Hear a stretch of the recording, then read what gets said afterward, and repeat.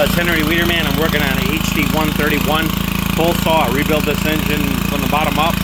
Caber rings, new bearing seals.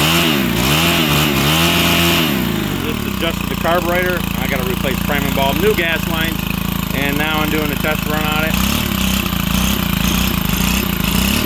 Yeah, see, I got to adjust that low end.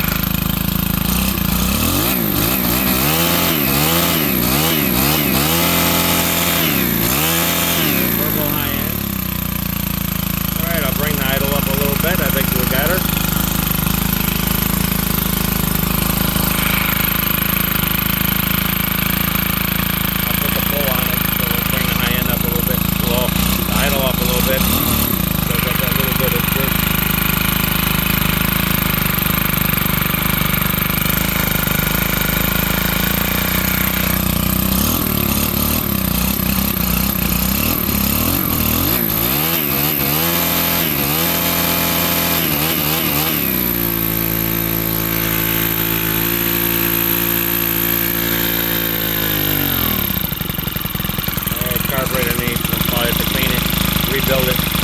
Alright, well, I got it running.